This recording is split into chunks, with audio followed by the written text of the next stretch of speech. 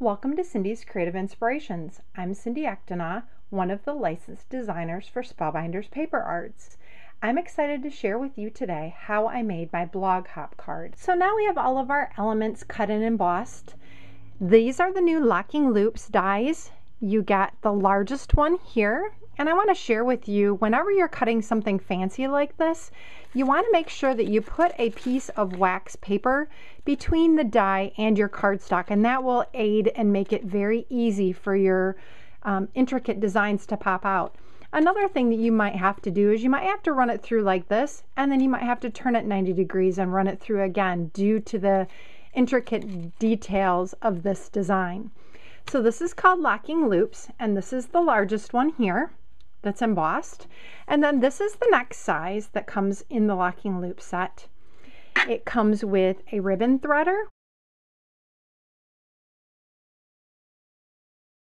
It also has a rectangle that you can use for your sentiment or your verse. And it comes with a little tiny flower that matches the locking loops design. Here I used Card Creator Basic Set B die number 3. And I also have here die number 2 from the Classic Squares Large. So it's die number 2. And that is what I'm going to be building my card with. The next thing that I want to share with you is how to emboss using the embossabilities, and then to color that and get your design to pop. So I've chosen the Imperial Embossabilities folder because it matches my locking loops very nicely. So now we're going to take the Imperial Embossing folder, and we're going to take our die from the Matting Basics B. We're going to leave it in the die because I don't want to emboss a design into the outside edge. So I'm going to lay it here on my embossability folder and decide where I want it. And then I'm actually using Scotch removable tape to tape down my design so it doesn't move when I run it through. And I'm going to go just like that and get it where I want it.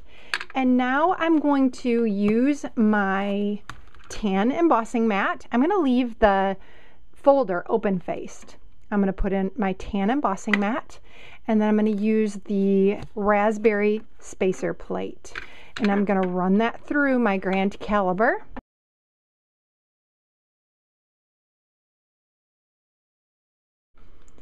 And then I'm going to remove the spacer plate and the tan embossing mat, unstick my tape, which you can use over and over again. And then what you will see when you flip it over is I have my design perfectly embossed into my piece of paper, but my edges are not embossed. Now to assemble our card, we're going to start with an A2 card front, and then we're going to take our first locking loops die, and we're going to adhere. Now you can just glue this down. One of my other favorite things to do is just to take the Scotch Quick Dry adhesive as it dries clear and put a little bit onto a acrylic block, and I usually use a brush. And what you can do is just brush into that and then brush onto the back of the loops, and that will give you just enough adhesive to adhere these locking loops down.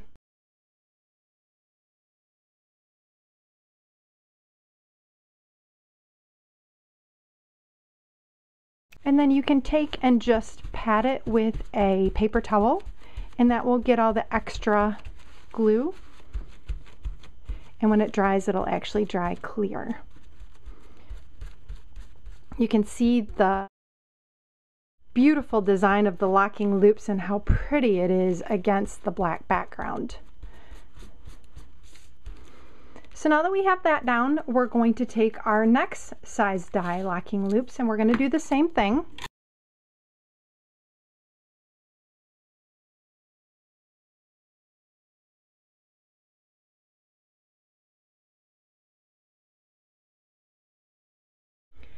Now we're going to take our Embossabilities embossed design here, and we're going to use some distress ink and black soot and walnut stain with an ink blending tool to make our design pop.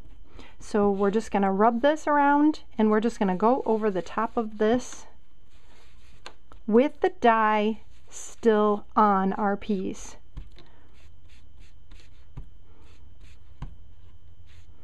You can also do direct to paper with this and then just wipe your dye off with a baby wipe. I prefer the ink blending tool, and I'm going to use just a little bit of walnut stain for the edges.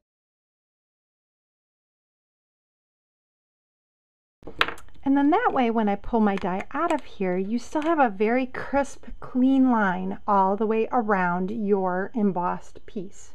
And we'll be adding that to our card front in just a moment. Now what we're going to do is we're actually going to use our little locking loop piece here. And I have a piece of white grosgrain ribbon and a piece of black ribbon. And I'm going to color this white grosgrain ribbon with the black soot and the walnut stain.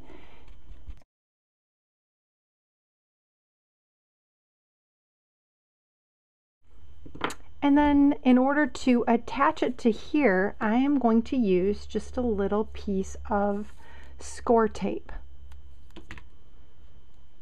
And I'm going to lay that perfectly in the center of my ribbon and add my white colored ribbon, grosgrain ribbon, to that. And I'm going to run it through this little locking loop piece. So I have my piece of grosgrain ribbon attached to my fancy black ribbon, and I have the little locking loop piece, and now I'm simply going to thread this through.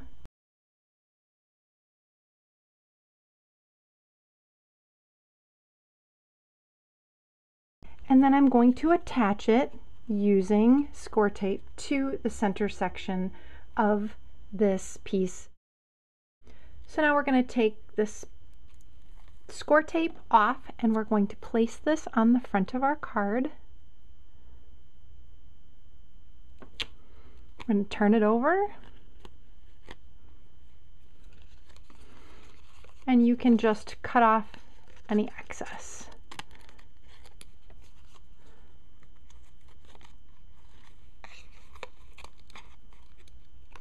And then we're going to use some pop dots to put this onto the front of our card.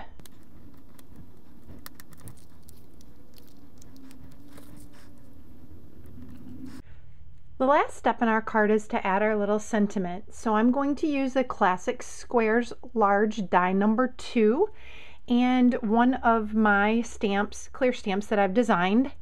And the benefit of those is that you can see exactly where you're going to stamp. I'm going to place it right inside the embossing. And now I'm going to use one of the little sentiments from the same set. And there's our little hi. We're also going to pop dot this one on.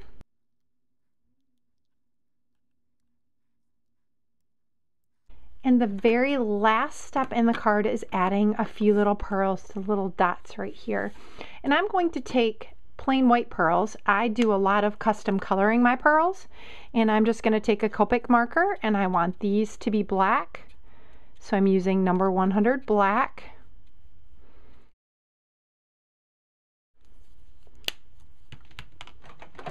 And I'm going to place them on the front of my card.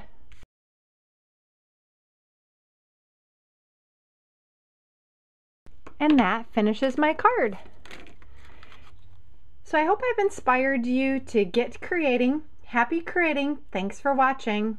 All of these items can be found on stampingscrapping.com, and all of the dies can be found on spellbinderspaperarts.com.